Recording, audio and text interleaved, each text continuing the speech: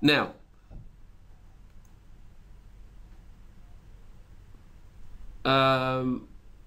if as I said, we're going to be talking about advanced tools that shorten your programming time, and tools that I'll be talking about actually are templates, modifying geometries, which can help us shorten the programming time, and I'll also go through some other tips that we have in the program, stuff that people usually don't. They know that they exist, but don't use them as well as they should. Okay. Right now we have on our screen. Oh, by the way, before I continue, also, the webinar is being recorded, and the recordings will be made available on our website itself. They will be available tomorrow. It takes about a day to render them, so tomorrow they'll be available on our website as well. Okay, let's take a look for a moment at the part that we have on our screen. Excuse me. Okay, if we take a look at the part that we have on our screen, we can see what I'd like to do over here in my first operation is put a face mill over the top of this part. Now, the width of this part is 104 millimeters, and I'm going to use a face mill actually that can cover this area with one pass. Now, if we take a look at the operation, now I'll open up the operation that I've done here. We have our geometry as shown over here around the part itself. The tool that I will be using will be a 125 millimeter face mill. The levels, I've decided to start my upper level at 1 millimeter and to go down 1 millimeter. And in my technology field, one more thing, in my levels, I've also decided on my own that my safety distance, since I'll be approaching from the outside of the part, I don't need a large safety distance, so I've left that at a 0.5 millimeter. And in my technology field, I'll be working one pass over the part itself. And I'll even leave a floor offset of 0.2 millimeters and then do a finish cut. And if we take a look at our simulation of the part itself, now use Solid Verify to show the simulation, you'll see that the part, the tool goes down, one pass over it, goes back up, and then does its final pass to clean up. Now, what actually happens many times, this is a type of an operation that constantly repeats itself. I did it today on this part. Tomorrow I'll do the exact same thing on a different part that I may have. And this is something that repeats itself constantly. But every single time you do this, you have to, again, set up your tool, your technology to be one pass, your levels, everything you have to set up each individual time. To make this a lot easier, what we have, and we've had this for a while now, but people have not been using it, so I decided to make a webinar also on these things that to help sharpen everyone's knowledge about SolidCAM. Something we called templates. I can create a template, and by the way, the option of creating also templates is available in every single one of our SolidCAM operations, whether it be face milling, whether it be eye machining, whether it be HSM, profile pocket drilling. Every single operation has the option of creating a template. Okay, so I'll create a template, and it's asked me just to give a name for template. For a moment, also note that I already have other templates here, but let's just ignore that for now. Okay, I'll give it a name, say FM face mill, and I'll write down, let's say 125 diameter, and I'll also even write down one pass. Now in this template, I also want to include the tool data, so it'll take the tool data and automatically put it into the template. I'll click on OK. And now I've created a template. Now, let me close this part and let me go to another part that I've already worked on, because I'd like to create one more template. I'll open up this part over here. And in this particular part, I'm also doing a face mill operation, but this face mill operation I'll be doing with a hatch cut over the top. The part itself is 154 millimeters. So I'll go into face mill. And as you see, my tool in this particular case was 100 millimeter face mill. The levels, again, the exact same way I had it before. And in my technology, I'm working this time at hatch. Again, with a floor offset and finish. And again, I'll create a template. But this time, I'll call this face mill 100 diameter. And I'll call this hatch. This way I know exactly what type of face mill, what kind of template I'm creating. Just a name for myself. Okay. If we take a look, by the way, at the simulation of this part, you'll see that the tool, again, I'll use Solid Verify. The tool will go down, across, go back. All right, go 1, 2, 3. Again, 1, 2, 3 to finish. Okay. Now, tomorrow comes by and I have to start a new project. I'll open up something that is starting a new project that doesn't have any operation on it yet. A simple part that looks like this. And I want to start my first operation. And again, I want to start with a one pass over the part, as the tool it has only a width of 90 millimeters, so I can do one pass over the part itself. So when I go into face operation, I want to call up my template. All I have to do, template, and you see the only templates I see is anything that has to do with face mill. I don't see all the templates that I had before, just the ones that are part of face mill. The operation, from taking it from within the operation, it automatically filters out all, and lets me see only the ones I can use for face mill. Okay, so like I said, I want to take the one pass, click on OK, and all I need to do now is create my geometry. I'll do that for my target. And all I have to do now, I don't have to create a tool, don't have to do anything. Just do save and calculate and simulate. Take a look at the simulation in Solid Verify. You'll see that the tool goes down, one pass, and one more. In other words, I saved the time of creating a tool. I saved the time of going to levels. If I go into tool, you see everything is here already. Levels, exactly the way I had it before. Technology, everything is here. Nothing had to be changed. Now, of course, if I want, these are just values in here. This is just a default value that the template brought in.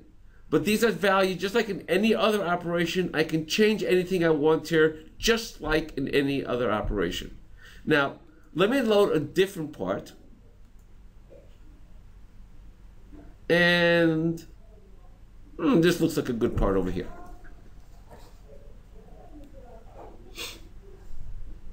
Okay. Now, I'd like to do the same thing over here on this part, but this obviously, as you can see, this part is a little wider. It's 140 millimeters. So this time I want to use the template for hatch. So again, I'll go into face.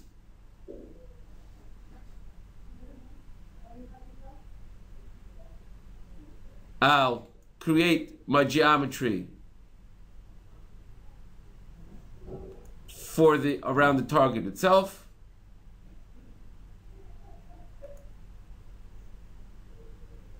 Load my template.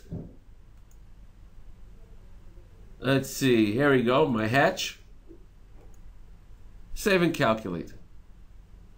Let's take a look what was done over here using Solid Verify. It's gone down and works across the part.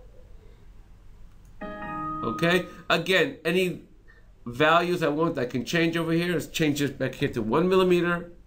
Change anything I want. Notice that the safety distance is at 0.5 automatically according to what my template was. Save and calculate, and everything is all set. Okay, now I'll get back to templates in a few moments, but now let me start with some of the options for modified geometry. And this also can help us shorten our programming time. Now, if we take a look at this part, what I like to do in this particular operation also is to actually mill inside this area over here, on this floor over here. Now, the way I'd like to do it is very simple. I'd like to first have a tool go in the middle of this area over here and then clean the walls. Okay, now I'm going to start with a profile operation, and I'll choose the option of profile, and I'll create a geometry. The geometry that I'll create will start from this edge over here, close it off with automatic Z, and then we'll start also this one over here, go around there as well. I'll choose a tool. I'll choose a new tool, actually, create a new tool, an end mill of 8 millimeters. Okay, we have our depth. Let's give this a 4 teeth. Okay, we'll have this set at 16 millimeters. Select the tool. Levels. We'll go to our lower level, our depth to that surface over there. Okay, now the way this is going to work at this point, which is not the way I want it to work really, is that at this point it's going to go on this wall and on this wall. But I said I want to have it first go in the middle. So to do that in the middle, I actually need a geometry in the middle. But I don't have to do that. And also I only need one geometry. I don't need two edges. Let's see what we can do first. First of all, we have the option here called Modify Geometry. If I go into Modify Geometry, and let's put this in our top view so it makes it a little easier to understand exactly what I'm doing. You can see first of all our part over here, our geometry on top, and one over here. Right now I only want to use one chain. So as you see over here in the Modify Geometry area, I can say, okay, I only want to use one chain at this point. And I'll only use one chain, the first chain. I can say that I want to work on the center. And as you see, I'm going to be working on the center of that geometry. Okay, now what I want to actually do is take just one geometry and just move it to the center over here. And that's done by Modify Offset. Now, by Modify Offset, I can actually put a value in, or I can do something very simple. I can say what we call take half from selected offset. If I click over here, use this option, and then put my cursor in here, by clicking onto the other edge from here to here, it'll take automatically half the distance to the other side. All I have to do now is accept it. And remember, because in my geometry I'm only working on one chain now, not both chains,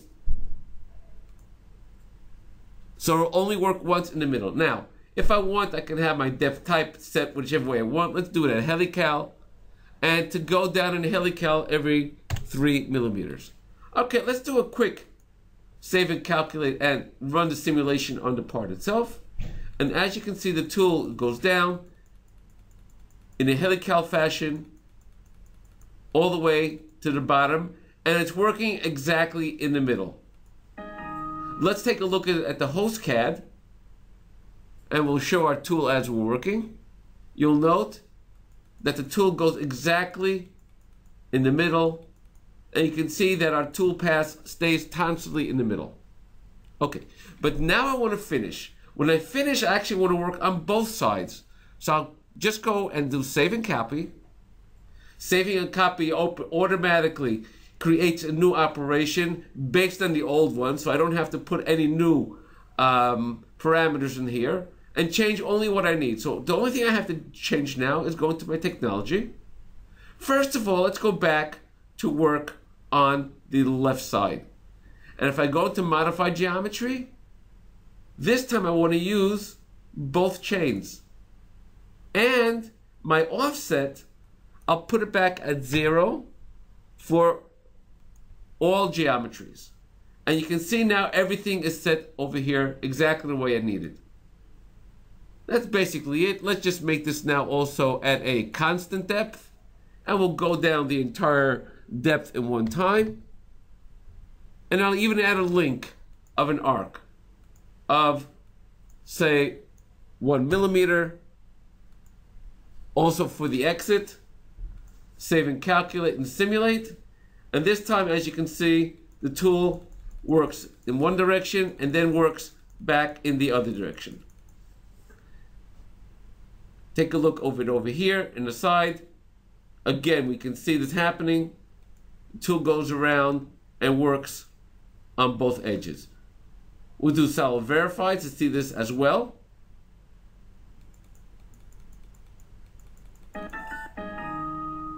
And it works, as I said, on both edges, finishing off the part.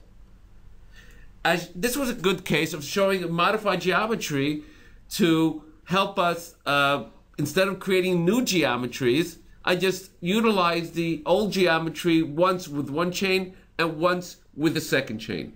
Now, actually, let's take what we did over here.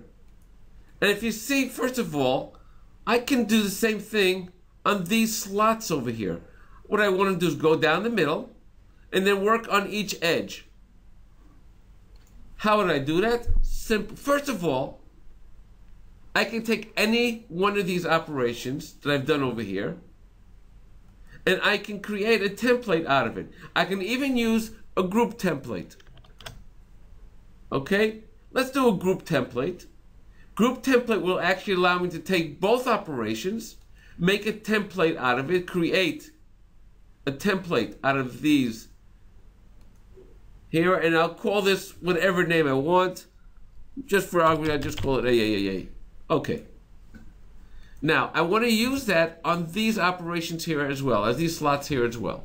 So again, this time I'll go into operations and add operation from process template. I'll choose my process template, the one I just created. I can, at this point, since I'm going down in both operations to the same depth that I want over here, so I can set, first of all, my geometry. And let's choose my geometry. Actually, I want to work on this edge over here, this edge over here, this edge over here, this edge over here. Actually, let's do them all. This edge over here, this one here as well, and let's add this one last set over here, this one, and this one over here as well.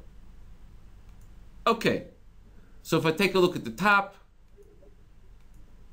you can see my geometries that I've created, my chains, my levels. Let's take it directly from here. My upper level will be here, and my depth, again, click over here and it'll go down to here. When I click on OK, you'll see the two operations have been created with all the same parameters that we had in here. Now let's go into these operations and just make the few little changes that I have to make. The tool is already here. The level's already taken care of. Let's go into my technology. And this one is working center. So we'll click on, remember it's also working helical. We'll click on geometry. And we'll say, okay, I don't need my second one, my fourth one, my sixth one, and my eighth one. Great. Now, let's go to my first chain and let's work on our modify offset. I'll click take half, click in here, and my first chain is over here, so halfway would be over here. And note, it automatically jumps to the middle. Now I want this for all of these, so I don't have to do it every single time. All I have to do is click on apply to all, and they'll all jump to the middle. Now, if I want, I can also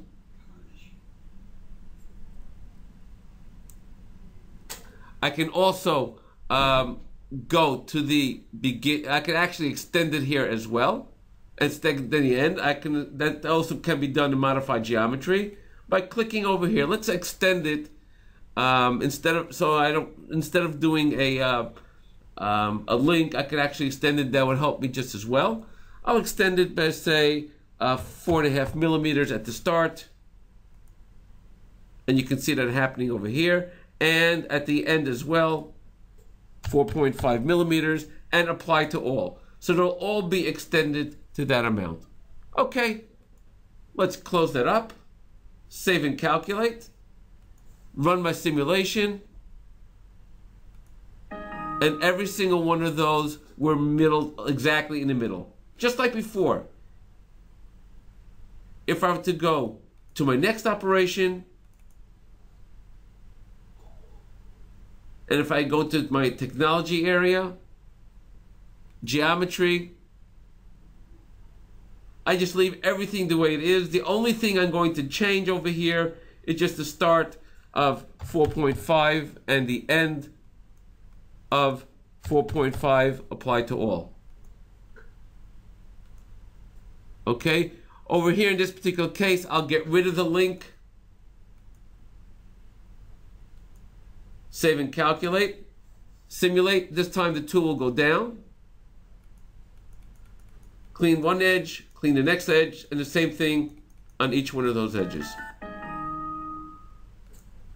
Okay, so what we've seen here basically is how modifying geometry, again, changes us, and how it makes it a lot easier to make geometries. You don't have to make a separate geometry every single time. Just use one and just create which chains I want to, say in the modified geometry, which chains I do want to use, which chains I don't want to use. Also note, I did not go down the middle. I didn't have to make a geometry specifically in the middle. I just used the edge and told it to go offset from the edge itself.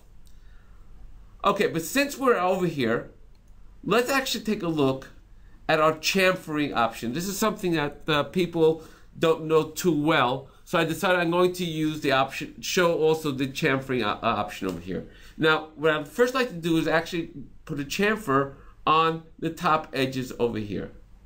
So we'll start a new profile operation. We'll go and create our geometry. I'll click on this edge over here, constant Z, same thing over here, same thing over here, and the same thing on this edge over here. Just click on constant Z, and we have it. And I'll even add this edge here as well. Okay. Next, we'll choose our tool. And in this particular case, the tool that I want to create is a chamfering tool. So I'll go in and choose chamfer drill. Let's give it a diameter of 6 millimeters with a 90-degree angle on the tip itself. Now, in my levels area, the depth, first of all, I have my upper level, which is the top of the part itself. Now, in the depth area, profile depth, I'll write the amount I actually want the chamfer to be. How much of a chamfer do I want? Let's say I want a 0.3 millimeter chamfer. I'll just write 0.3. Now, when I go into technology, I'll just go into rest material chamfer and choose the option of chamfer. By clicking on chamfer, it'll ask me my cutting diameter. What cutting diameter do I want to use on the tool? Okay, in this particular case, I'll use the 1 millimeter diameter of the tool to chamfer. And let's just go back in technology for a moment. I highly recommend do not use compensation. If you need to change the actual chamfer itself on the part, it's not big enough, or it's too small, or it's too big, just change the offset of the length of the tool. And once you do that, it'll work for every single one of your operations. And there's another reason why I prefer not working with compensation, and we'll see that in a moment as well. Okay, we have our links. Let's just choose our lead in and lead out with an arc of 2 millimeters. Let's do save and calculate, run our simulation. And as you can see, the tool will go down and create that chamfer around the part. And note also, let me see if I can get this so you can view this in the right angle. Note that the tool is working with the 1 millimeter diameter of the tool. That's where the bottom edge is over there. Okay. We'll let it finish towards the end. And every single one of those edges has a chamfer in it. Now what I'd like to do is I'd like to add another chamfer on these edges over here. Now these edges, when I create a chamfer on it, I have to be careful not to touch these edges over here. The way this is done is follows. First of all, I'll do save and copy to make it a lot easier, so I don't have to bring in the tool again and everything is ready. The save and copy feature, by the way, is also something that saves us a lot of programming time. I'll create a new geometry. And just to show this the way it is right now, I'll just choose this edge over here. And this edge over here as well. Of course, if I can do it on all the edges, but let's just keep it at these two edges over here. I'll accept that. My tool is already there. My levels, my upper level in this particular case is over here. And my profile depth, like I said, I want to have it at 0.3. Let's change my lead in to normal for a moment. And let's do save and calculate, and we'll see actually what the problem is with the way this is right now. And how I can fix that up with modified geometry. If I were to run my simulation, you'll see, and I don't have to speak much more about this, you'll see what happened to the edges because the tool comes down exactly to the end. What we can do for this, first of all, is let's first see what happens if I go into my technology field, and in my chamfer itself, let's change the cutting diameter to 5 millimeters. So it actually pushes itself further away from the edge of that wall. Now, of course, this is not enough. I still have to do some kind of modified geometry, but let's take a look at what the difference is already. First of all, already you can see that there's less of an area that's cut on this edge itself. Now, to finish this off, I'll go into my technology area, go into modify geometry. Okay, let me just zoom in from the top. And I'm going to say start extension, but this time I'll give it a negative value. Let's give it a negative value of minus 2 millimeters. And the same thing for the end, minus 2 millimeters. And apply to all, so what happens on all of the edges. As you can see this live as it's online as I'm making the changes, what exactly is happening. Okay, let's do now save and calculate. simulate. And again, I'll run my simulation. And you can see this time, it did not touch the edges. Okay? I got as close as I can possibly do it without hitting the edges, and I've done on both sides. And I did not have to create a point over here. I just, to do this and do from point to point, all I did was go into my modified geometry, and I changed the extension with a -2 millimeters. Okay, now one more option I'd like to show you is actually inside this pocket over here. I've had customers creating separate geometries to finish off these corners over here because what they like to do, and rightfully so, is they like to first work the pocket with a larger tool and then just finish off the corners with a smaller tool. And when I saw people doing that, I decided that not everybody knows about certain options. So first, let me show you exactly how we work with something we call rest material. Now, I'll show it actually in two different ways. I'll first show it in iMachining. If I were to do it in iMachining, I'll open up my operation of iMachining over here. Now, since I did not define my machine yet, actually I did in this particular case. My machine I've defined, everything is defined. I'll create my geometry, and my geometry in this particular case will be from here around the entire edge. The tool that I'm going to be using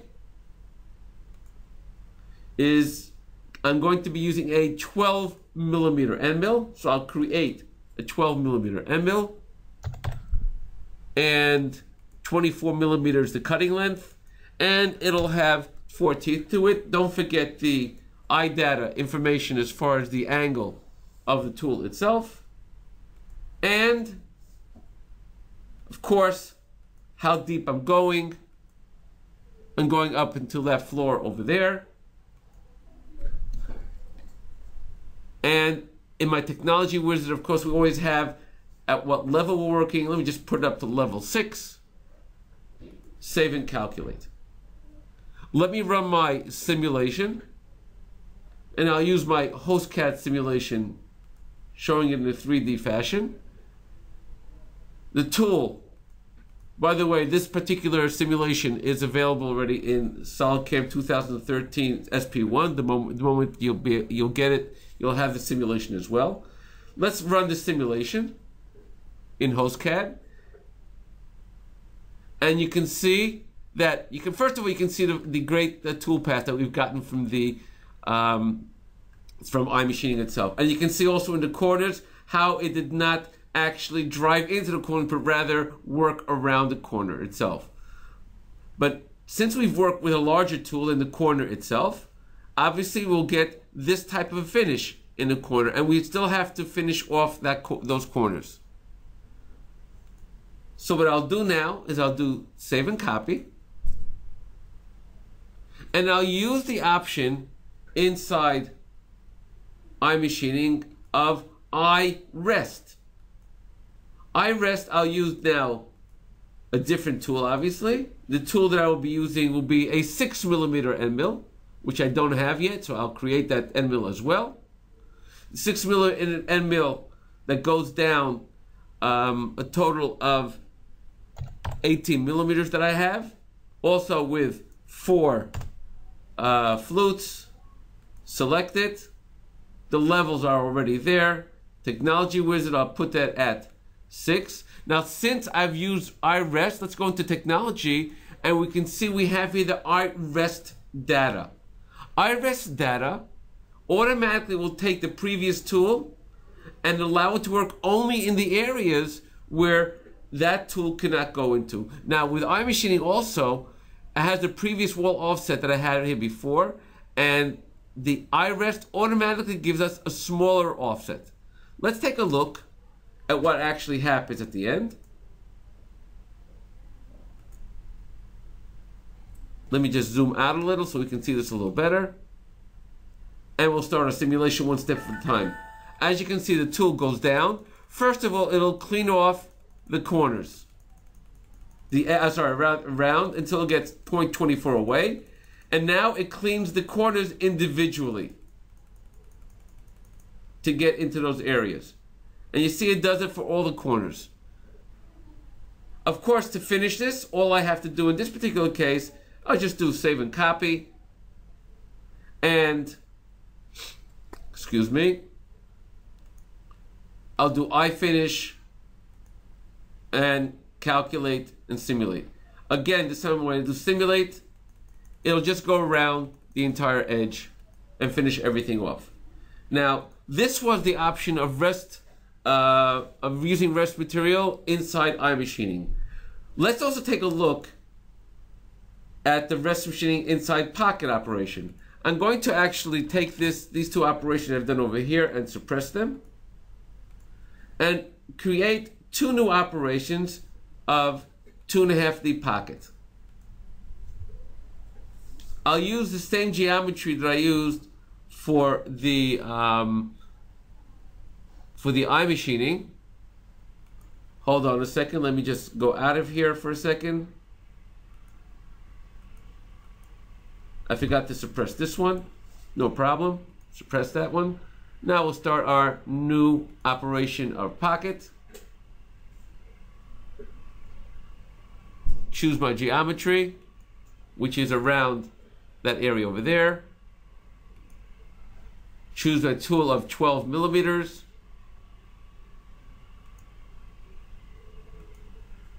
My depth, of course, up until here.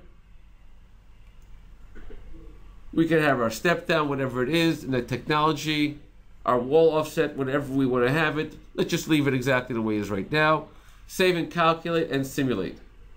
Run our simulation, and we'll see our Pocket working on our Pocket itself.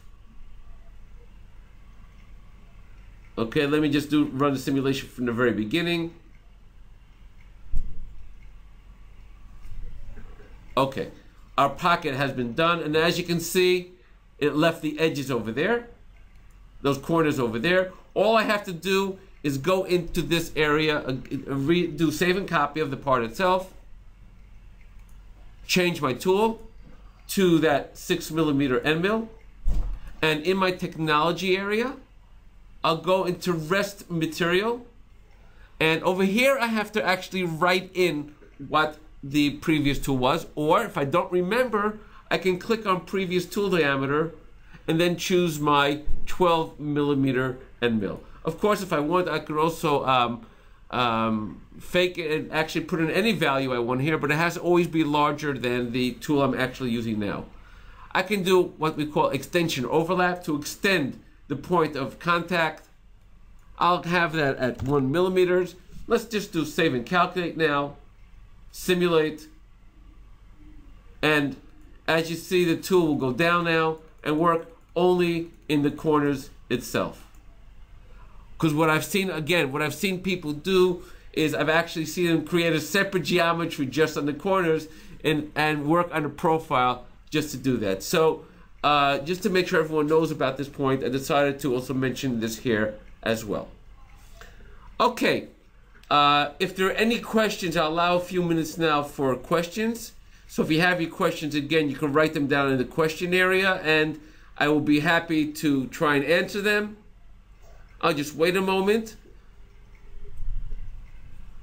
By the way, as I said also in the beginning, this webinar has been recorded, and it'll be available, I believe, in another day on our website itself to be reviewed by anyone who wants to review these webinars.